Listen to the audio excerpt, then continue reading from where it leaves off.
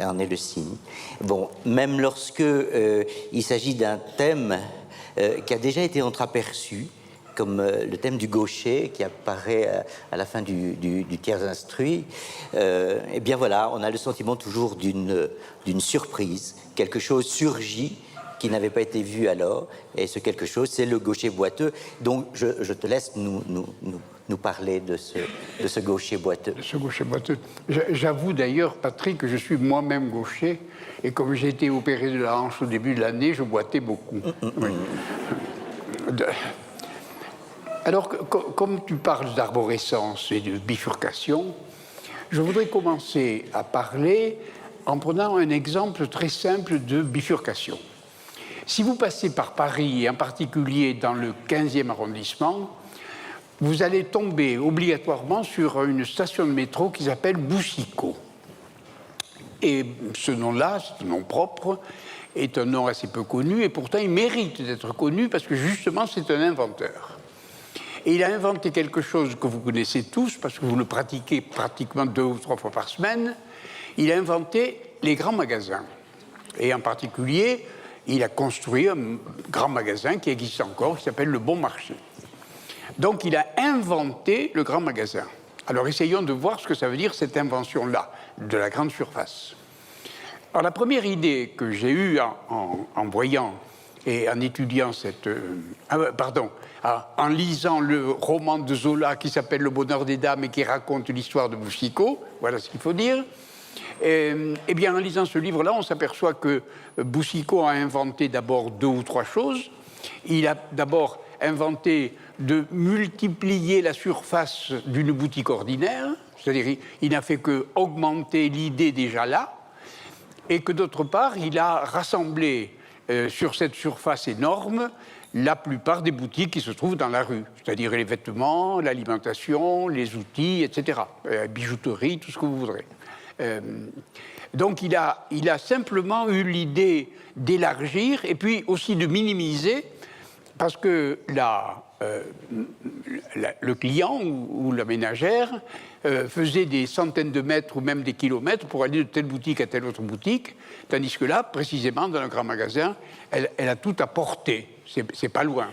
Donc il maximise la surface, il minimise le transport. Voilà une première invention.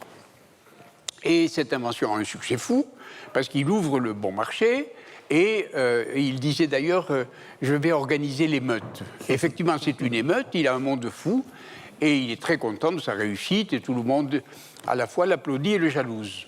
Et voilà ce qui se passe, c'est que 6 mois après, 12 mois après, 18 mois après, son chiffre d'affaires plafonne.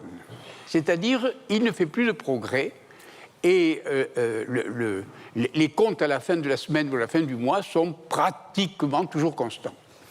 Et il se dit, mais voilà, je ne fais plus de progrès, donc mon magasin va péricliter. Et soudain, il a une idée extraordinaire, il rassemble la plupart de ses employés. Et, ah oui, j'ai oublié de vous dire que quand il a ouvert le grand magasin, mais cela va sans dire, il a mis l'alimentation là, les vêtements de dames là, les vêtements de messieurs là, la bijouterie là, la parfumerie, etc. Il a classé pour que les gens se repèrent dans leurs achats. Et donc, je reviens à cette intuition soudaine qu'il a eue. Il dit, à partir de demain matin, vous allez bouleverser totalement le classement Alors, les employés disent, mais c'est pas possible, vous courez à la ruine, à la faillite. Non, faites ce que je veux dire. Et tout soudain, voilà qu'apparaît réellement l'invention. Pourquoi ? Parce que là, mettons-nous à la place de la ménagère ou du client qui rentre dans le Bon Marché. Supposez par exemple que la ménagère ait l'intention d'acheter des carottes et des poireaux pour le dîner du soir, pour la soupe du soir. Oui, mais en allant vers l'alimentation, elle est obligée, là, à cause du désordre, de passer par le vêtement. Et donc, elle s'aperçoit en effet que son fils a déchiré son chandail et elle achète un chandail. Que ses bas sont filés et elle achète une paire de bas. Et ensuite, elle passe par le rayon des outils Et elle s'aperçoit que son mari était en colère le soir d'avant parce qu'il avait perdu sa clé à pipe. Elle achète une clé à pipe. Bon. Et par conséquent, le résultat de cette affaire, c'est qu'au lieu que la ménagère achète une botte de poireaux, point final, elle achète 5, 6, 7 choses. Et le chiffre d'affaires se multiplie. Vous voyez? Alors, ça, c'est la vraie idée. C'est-à-dire, la première idée est une idée, disons, méthodique. C'est-à-dire, on suit l'idée reçue, on l'améliore, on l'agrandit, on la maximise, on la minimise, bon, on optimise. Mais là, c'est une idée complètement hors du coup. C'est-à-dire, il a bifurqué vraiment. C'est-à-dire, il a mis du désordre dans l'ordre. Alors, ce qui est étrange, c'est que depuis, tous les grands magasins suivent l'idée de Boucicaut, bien sûr. Oui. Combien de fois, dans un grand magasin, vous êtes paumé, mais finalement, vous trouvez quelque chose que vous ne cherchiez pas. Voilà. Et je crois que c'est ça, Patrick. C'est-à-dire qu'un inventeur, il trouve quelque chose qu'il ne cherchait pas. Mais ce n'est pas seulement Boucicaut. C'est pas seulement Boucicaut. Voyons, prenons un exemple. Prenons Christophe Colomb. Tenez. Christophe Colomb, qui est quand même un découvreur, un des grands découvreurs de notre humanité. Mais c'était un bon astronome, marin expérimenté, très bien, et il a préparé soigneusement son voyage, du point de vue astronomique, du point de vue climat, etc. Et où allait-il? Il allait en Asie. La preuve, c'est qu'on a dit très longtemps, les Indes occidentales.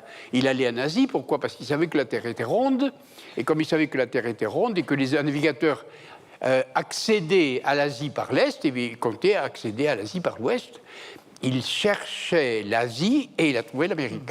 Donc il a de nouveau trouvé ce qu'il ne cherchait pas.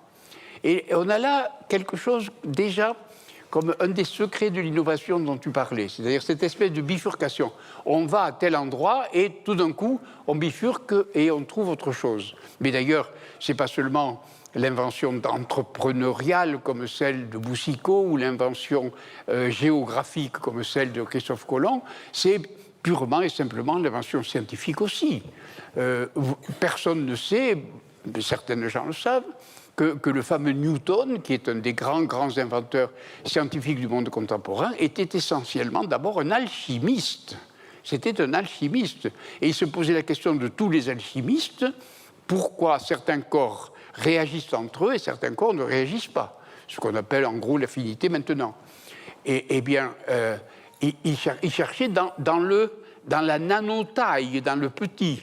Et tout d'un coup, il découvre l'attraction universelle qui vaut pour le Soleil, les planètes, les étoiles, etc.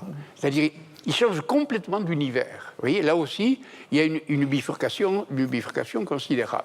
Alors bon, une fois qu'on a compris la bifurcation et qu'il y a une sorte quelque chose de traversée, on se demande en effet, puisque nous sommes tous les deux philosophes, Patrick, qu'est-ce que ça veut dire la méthode? Voilà. Qu'est-ce que ça veut dire la méthode? Parce que ça veut dire un chemin aussi, la méthode. Oui. Ça veut dire que notre vieux Descartes en prend... Et j'ai peur, oui, parce que la méthode, ça veut dire, si ça veut dire un chemin, le chemin qui va à Talence va toujours à Talence. Un point final. Il ne mène pas ailleurs. Le chemin qui amène à Gradignan et pas ailleurs. Vous voyez, il n'y a pas de doute là-dessus. Et par conséquent, si vous suivez un chemin, le chemin de Paris va à Paris. Je crains que la méthode ne soit qu'une recette.